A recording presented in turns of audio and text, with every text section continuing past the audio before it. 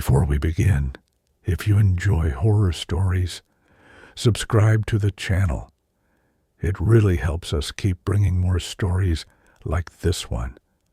Because what happened that night in a warehouse in Lurin was not something normal.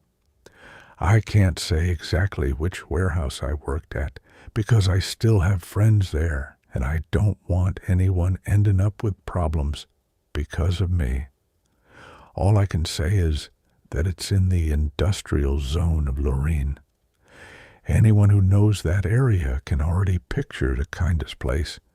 Massive warehouses, high ceiling lights, dogs barking in the distance, and a strange silence when everything shuts down. I worked night security, full shift from the moment the last truck left until the first one arrived in the morning. The warehouse where I was assigned was one of those giant ones, shared by several companies. Inside there were endless aisles, shelving units that looked like buildings, boxes and more boxes stacked up, forklifts parked here and there, carts, everything in order. But at night, all of that looks different. During the day, it's a place to work. In the early hours, it feels like something else entirely. When I started, the other guards had already said a few things to me. Nothing too direct, but you know how it is.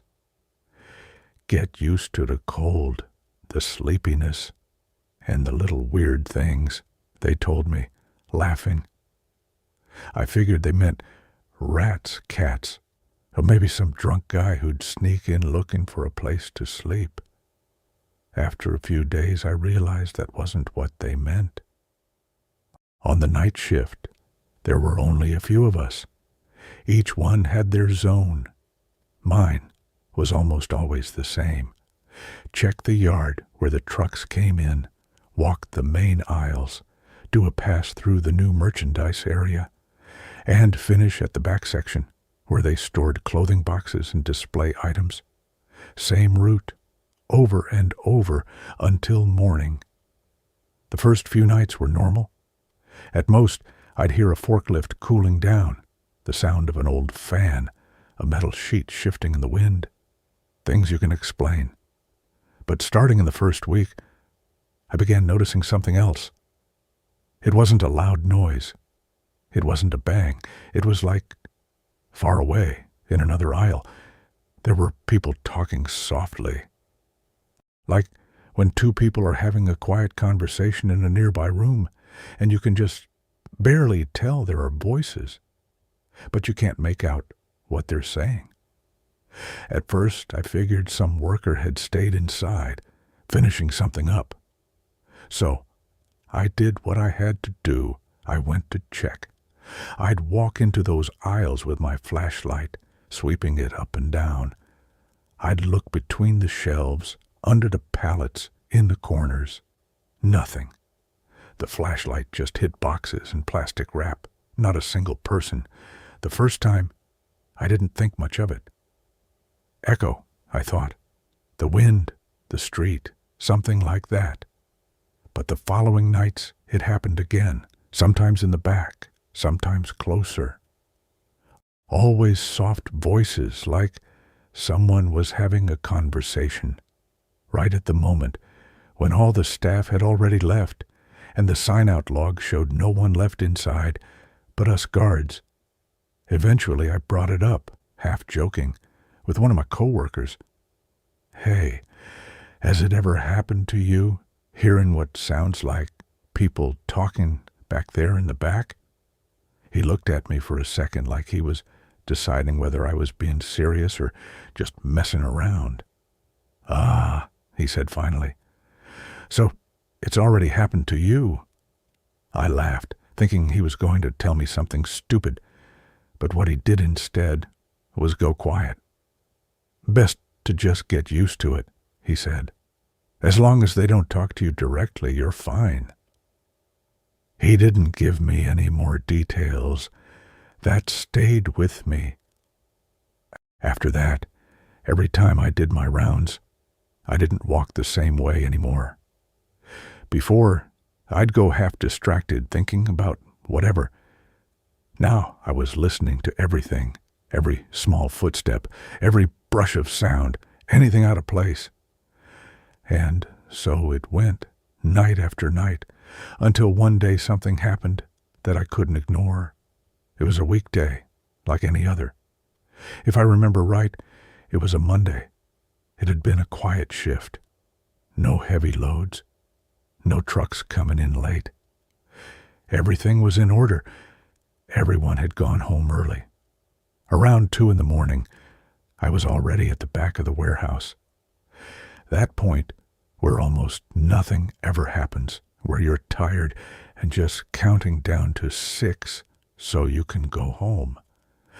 From a kind of mezzanine, an elevated area with some offices, you can look down onto a few of the aisles below. I was up there, leaning against the railing, checking my phone, killing the sleepiness. That's when, out of the corner of my eye, I saw something move down below. At first, I thought it was a shadow, something passing quickly near the shelving units. I had to blink and look again. What I saw was not a reflection. It was a small, low figure running between the aisles. Not a worker, not someone in a vest or a hard hat. It was something that looked smaller, like a child or someone crouching with something draped over them. It had what looked like layers of fabric on top, like hanging clothes or a blanket. It moved fast, zigzagging between the aisles, like it knew exactly where it was going. My first reaction wasn't to think about ghosts or anything strange.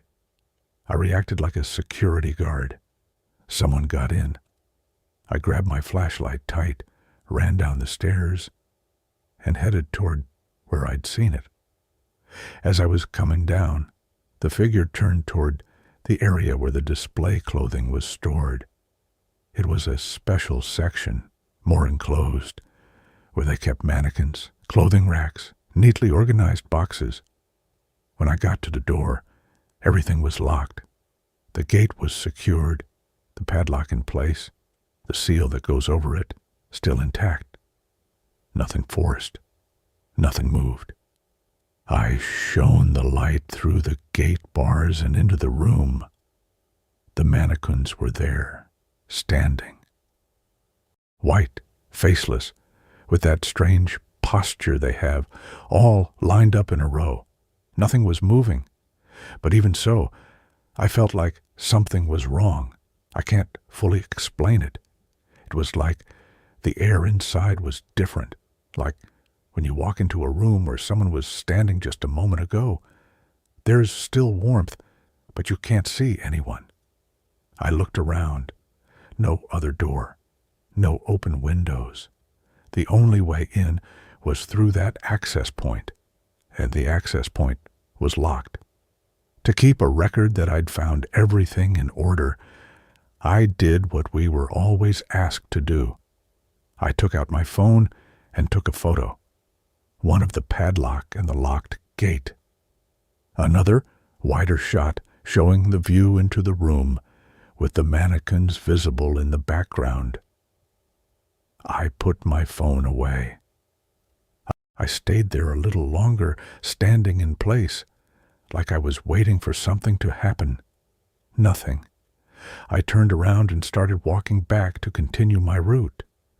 I made it maybe 5 or 6 steps when I felt it. That clear, unmistakable sensation that something is moving behind you. It wasn't a loud noise. It was more like a shift.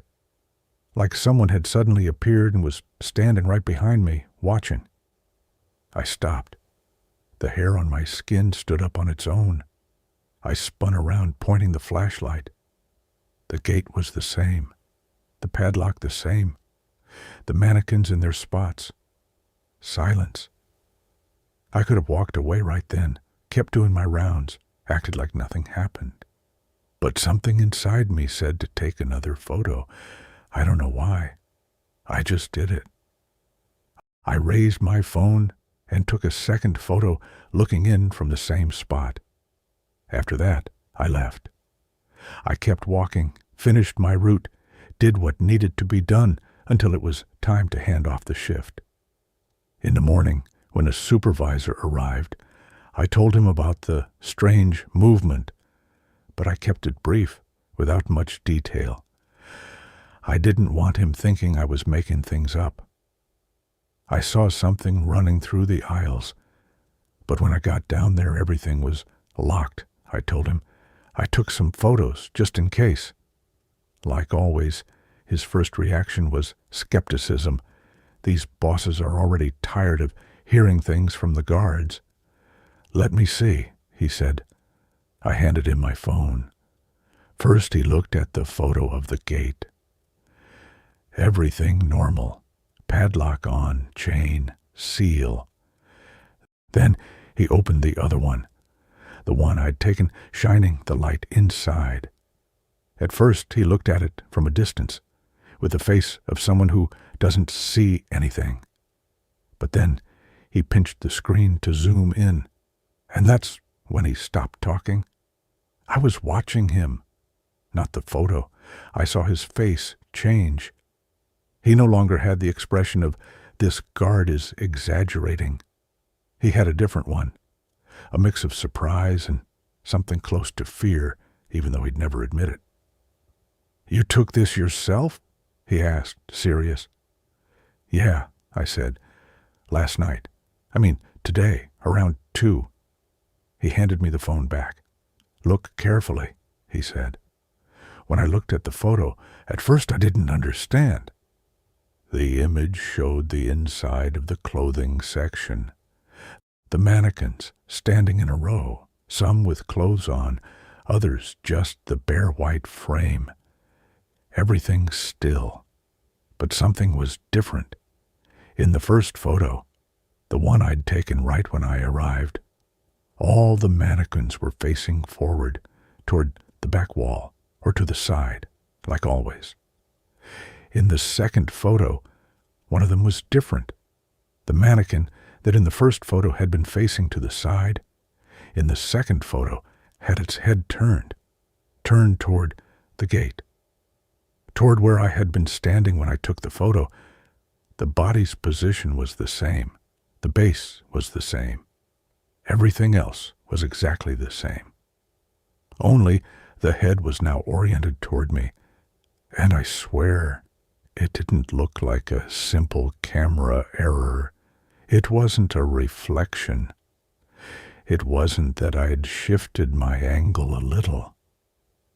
It looked like someone, between one photo and the next, had walked in, grabbed that mannequin, and turned its head so it would be looking at me. The problem is, that wasn't possible. Not without opening the gate, not without breaking the seal, not without triggering the alarm that was connected to that section. The supervisor didn't say it was a ghost. He didn't freak out either.